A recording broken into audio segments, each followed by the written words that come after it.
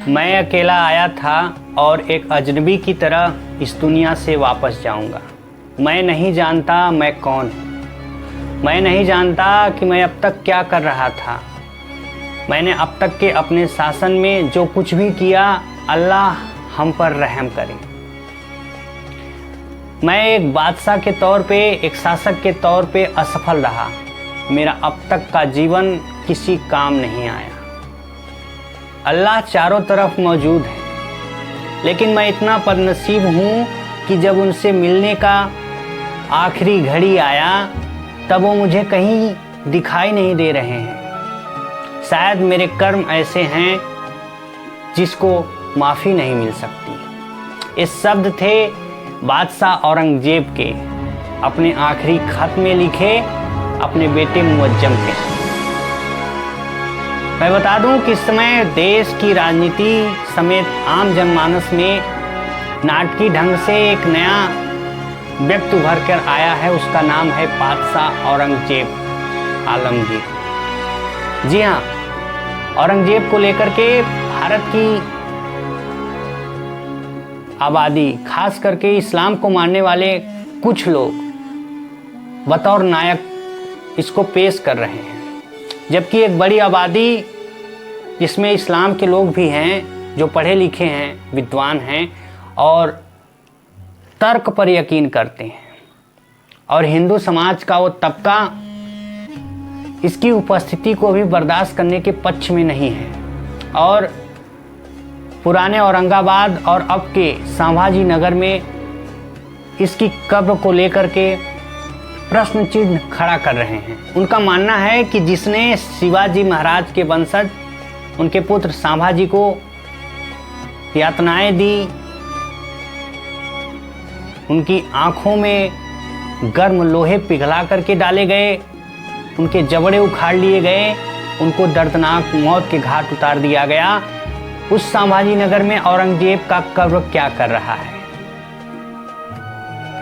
जी हाँ,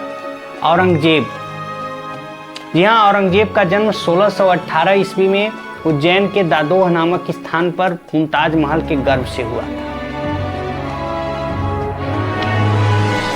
अपने भाइयों में बचपन से ही रूढ़िवादी और कट्टरतावादी मानसिकता से भरे,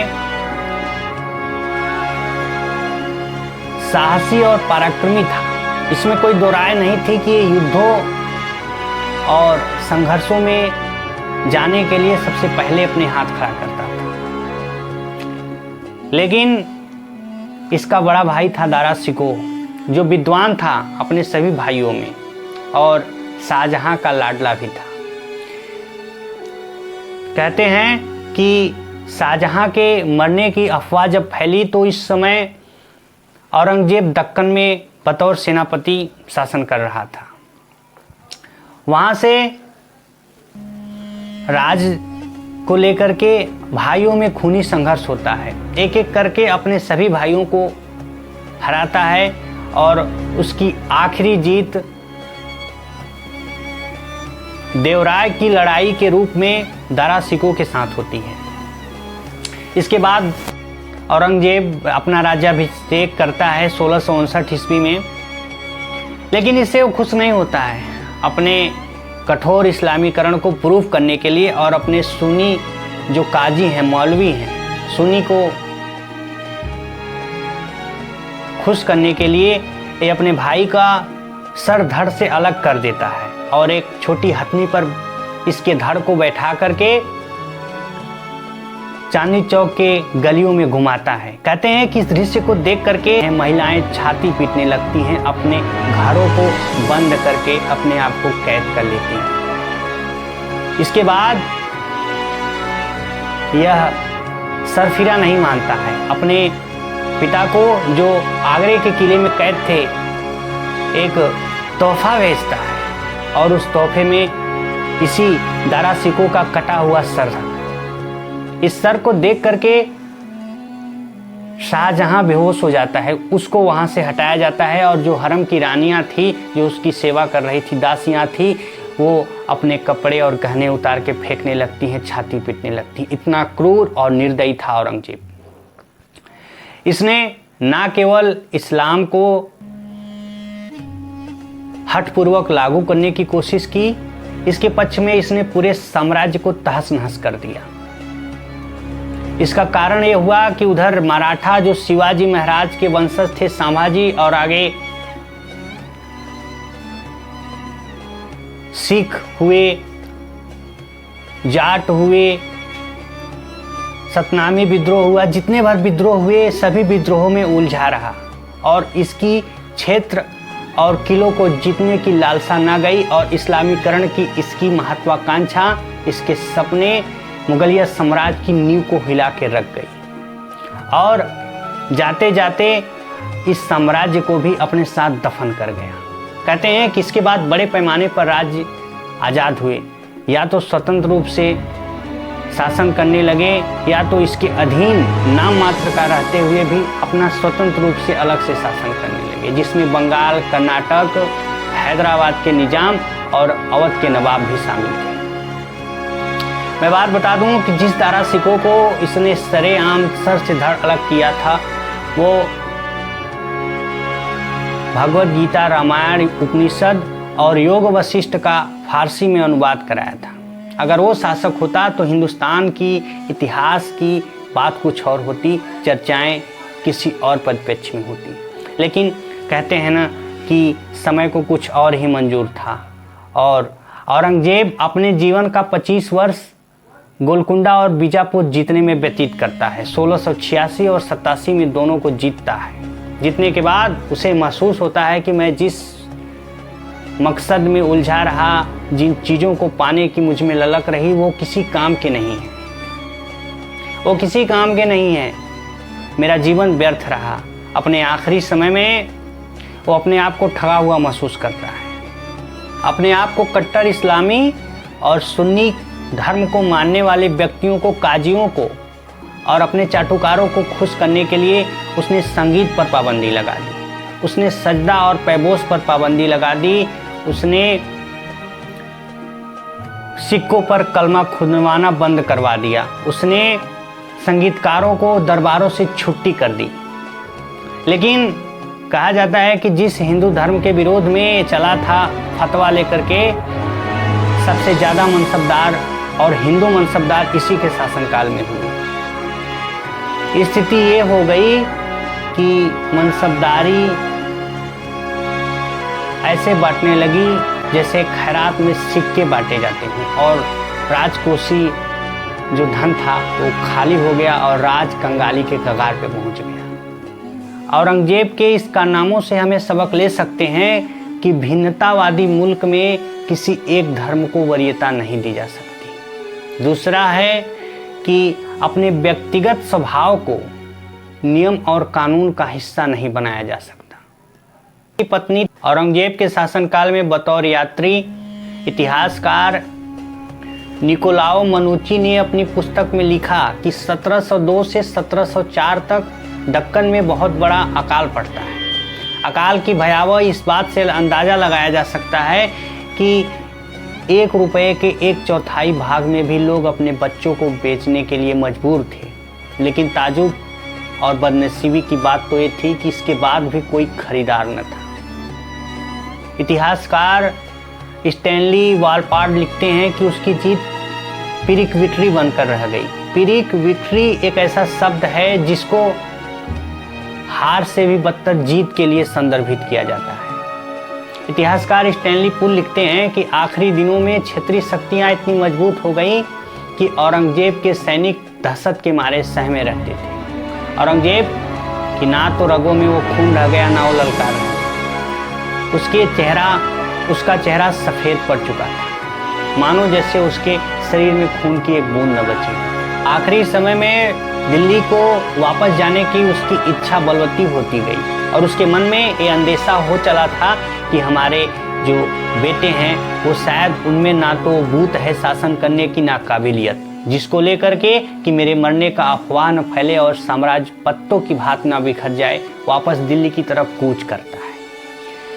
कुछ समय तक वो हाथी से जाता है, घोड़े से जाता है, ऊंट से जाता है, लेकिन जब शरीर जवाब देती है तो उसको ले जाने के लिए एक पालकी की व्यवस्था की जाती है। लेकिन आगे पालकी में भी उसका शरीर बैठने के लिए राजी नहीं था। अहमदनगर पहुंचता है, उसको वहाँ पे रोक दिया जाता है।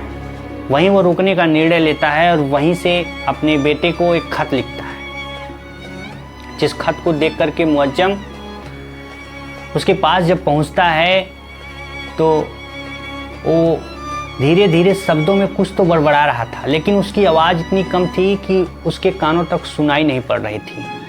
और उसके हाथ की अंगुलियों में कीमती पत्थरों से जड़ी अंगूठियाँ शायद भार बन करके एक तरफ लटक रही थी, जिसका भार उठाने की शक्ति भी उसके हाथों में नहीं बची थी। आखिरी वक्त भी वह उन्मादी कट्टरपंथी विचारों से भरा रहा